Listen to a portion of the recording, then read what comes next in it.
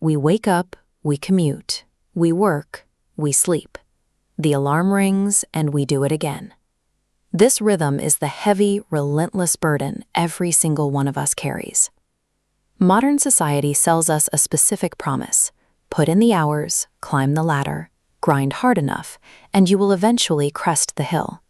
You will reach a permanent state of rest, success, and happiness. So we put our heads down. Monday bleeds into Tuesday, then Wednesday, Thursday, Friday.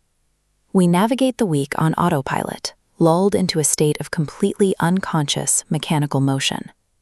Then, one day, the machinery jams. You sit at your desk or on the train home, and the question why suddenly arises. The weariness catches up to you. The autopilot disengages, and you are wide awake. You realize the peak we have been promised does not exist. You clear your inbox, and by morning it's full again. You finish the chores, and dust settles right back. The boulder you just spent all week pushing up the hill slips from your grasp and rolls right back to the bottom. If the effort is constantly erased and the reward is permanently delayed, why do we keep walking back down to push the stone? Why not simply give up? Thousands of years ago, the Greeks wrestled with this question through the story of King Sisyphus.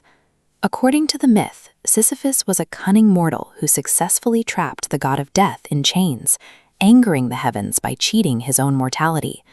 When the gods finally caught up to him, they devised a highly specific, eternal punishment. Sisyphus was condemned to roll a massive boulder up a steep mountain. Every time he neared the summit, the stone's weight would overpower him, sending it crashing back to the valley floor, forever. The heavens were calculating.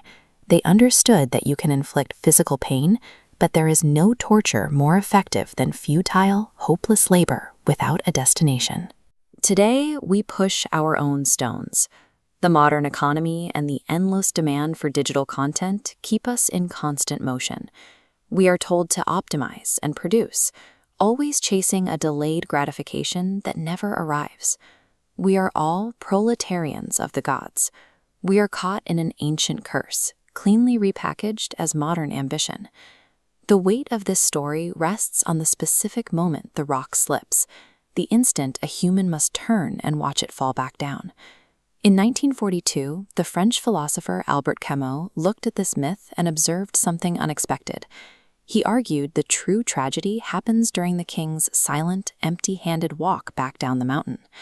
Camus called this the hour of consciousness. As he descends, his mind is clear. He knows the peak is false.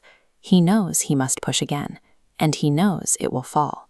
The loop is infinite. This academic analysis outlines Camus' absurd, the friction between humanity's desperate desire to find meaning and a universe that refuses to provide any. The text notes are nostalgia for the absolute. Realizing the universe is irrational and our labor meaningless is a devastating psychological blow. This sorrowful descent provides the rare opportunity for total lucidity.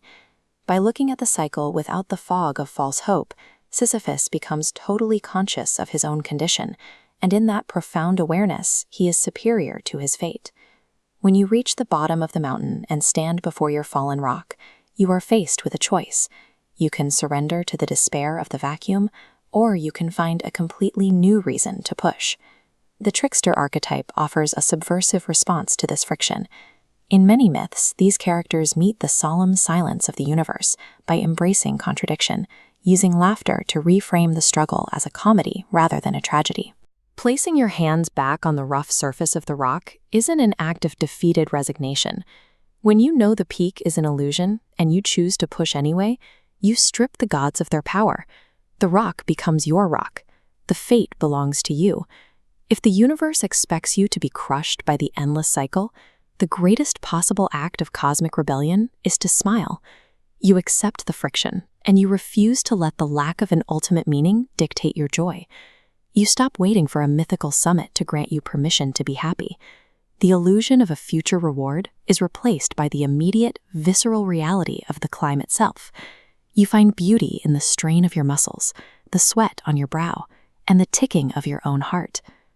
As Camus concluded, the struggle toward the heights is enough to fill a man's heart. By learning to love the climb without a peak, we finally defeat the architects of the loop.